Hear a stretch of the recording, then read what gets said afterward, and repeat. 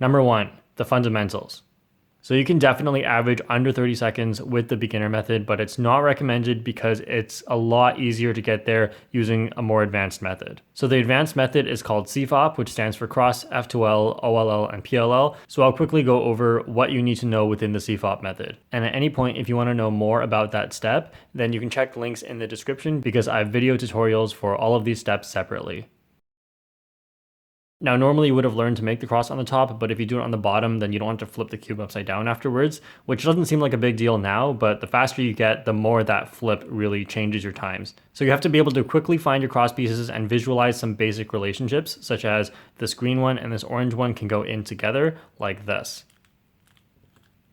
And then also cases like when to unsolve the cross to make things easier. So if you have this piece here, then instead of taking it out, the best way to solve this is to move the whole cross over just for it, and then put everything back.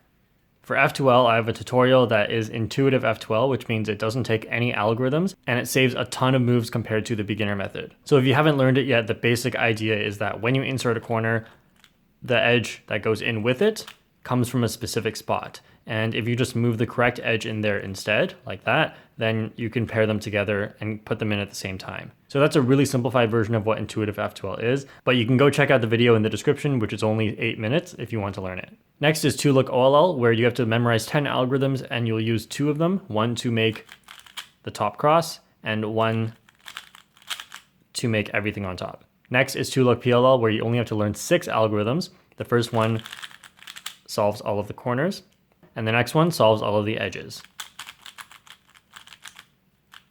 In order to average under 30 seconds, then here are the general splits you should go for. Cross in 4 seconds, the rest of F2L in 16 seconds, and last layer in 10 seconds. These splits will obviously vary from person to person, but you should use it to determine what you're good at and what you're bad at.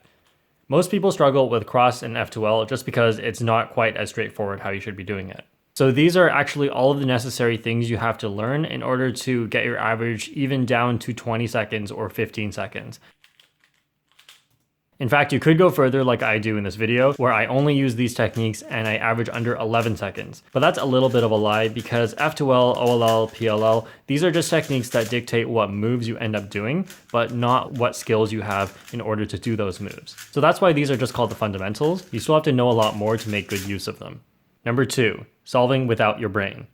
So technically your brain does control your fingers, but what I mean is you don't want to be thinking while you solve. So you might be wondering how that's even possible when you have to do things like complex F2L and last layer algorithms. And the answer is with practice and repetition, you're going to get so good at them that you don't have to think anymore. Conscious thinking is really slow, but muscle memory is really, really fast. And you have to repeat things many, many times to get them into muscle memory. So take this F2L pair, for example. In my tutorial, I taught that you put the corner over here. The top colors are the same, so you put them together like that, and then you now insert them with one of 4 algorithms. Breaking it down into that many steps makes it seem like you should be thinking, but you don't have to think once you get really good at this. So you want to get to the point where once you see these and you know the top colors are the same, then you can instantly do the whole sequence of moves without thinking about what you were doing during that sequence of moves.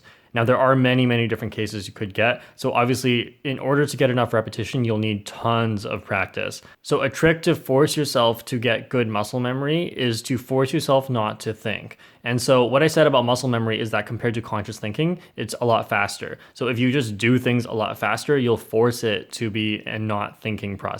So let's look at this F2L pair. We know that when the corner is white on top, we have to pair them by putting this on top of the edge here, and then coming back down and then inserting it. So what you want to do now is do that as fast as you can. So if you don't know what you should be doing, like the whole sequence of moves because you haven't done it much before, then try to think about exactly how the sequence of moves would go in your head and then try to execute it very fast afterwards. Some of you might also be thinking, if you've seen any more advanced videos than this one, is what about look ahead?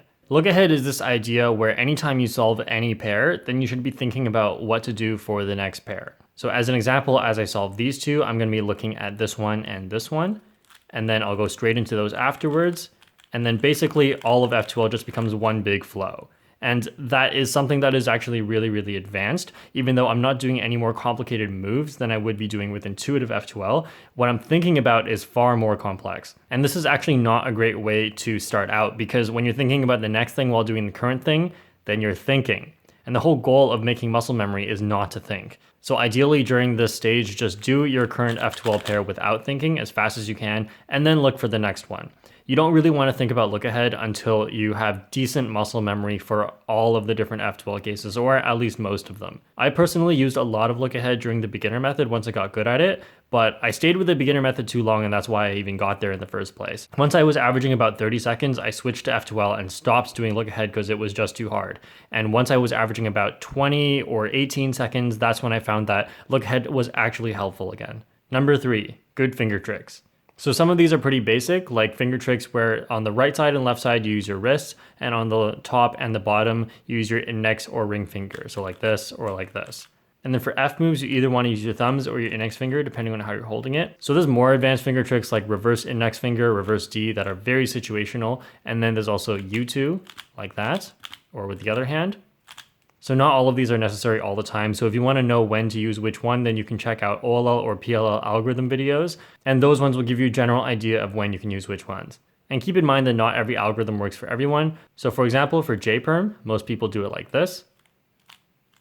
And then index finger here without removing your thumb. But there are other ways that can be done very quickly. So instead of the first index finger here, you could do reverse index finger like that. And instead of regripping to start, you could start like this and do this for the U or do this for the U. And both of them work out fine if you use your thumb here, or you can even still use this index finger here. So basically you should experiment with what works best for you, as long as they're good finger tricks that don't require regripping or rotating too much. So if your cube is so bad that you're doing moves like this, then you should get a better cube, which really doesn't cost that much as long as you buy it from online, because those are where the good ones are. So I get my cubes from speedcubeshop.com, and I'll put some good recommendations in the description that are very cheap. Number 4, plan the cross during inspection. So during inspection, or the time before you start solving, then you should try to plan out as many of the cross pieces as you can. Now, for hard cases like this one, it doesn't always mean planning out the whole thing, but you want to plan out as many as possible. It looks like everything is actually attached to the wrong spot, but I go over in my cross tips video that you don't have to get all the pieces in the right spot until the very, very last move. So what I'm going to do here is insert red here and blue back here. And we have blue followed by red, and here's blue followed by red. So according to the centers, these are actually correct. I just need to solve everything else correct relative to these ones. So that could be as far as you plan during the cross, maybe just 2 pieces, or maybe if you want to look 2 moves further, you can get these 2 here and put orange in, and that actually solves 3 of them, not aligned correctly, but technically still solved. So you don't have to plan the whole cross during inspection, just plan as much as you can. Now, if you go to a competition, inspection time is 15 seconds, and that doesn't give you a lot of time to plan the cross. Now, in practice, I used to take upwards of 30 seconds to plan each cross, and that's because I wanted to get really good at it. Now, if you don't push yourself to the limit in your ability to track where pieces will go, and you always just take 15 seconds, then you won't really improve in this aspect. So if you want to be good at planning the cross, you have to take more than 15 seconds when you practice. Number 5. Learn good habits from example solves. Now I have videos on my channel that are example solves. Those links are in the description, but you'll also find links to other people's example solves, because it's really important to learn from as many people as you can, because everyone just does things a little bit differently and they can all be really good. And plus I average about 8 to 9 seconds, while there are people who average 5 to 6 seconds. So maybe it'd be good to see theirs as well. So some great habits you can learn from example solves are better finger tricks, how to pair up certain F2L cases, how to solve certain cross cases better, and other fundamental F2L tricks like using both of your hands, avoiding rotations, avoiding regrips, and inserting into back slots and front slots. Most of the knowledge that I have about F2L and finger tricks are just from watching example solves and being like, oh my god, that was really cool, let me go see if I can learn that. Now it's tempting to see someone do a bunch of things and try to learn all of them at once, but I recommend learning a maximum of 1 or 2 things at once. That way it doesn't become too hard to learn and you won't forget them so easily. Keep in mind that getting faster does require learning, but it actually requires a lot more practice than it does require learning. Learning gives you new tools to get faster, but you won't actually be faster at using those tools until you practice them a lot, to the point where they become muscle memory, just like I talked about before. So that's it for this video. If you have any questions, you can leave it in the comments. And if you want me to look at yourselves and give you advice, then I actually have a Patreon tier for that. So on Patreon, you can pledge some money to support creators. And of course, you can get rewards in return. And one of those reward tiers is you can film yourselves and I'll give you the best advice for you to improve. So anyway, that's it. Thank you for watching. I hope you learned something new and I'll see you guys next time.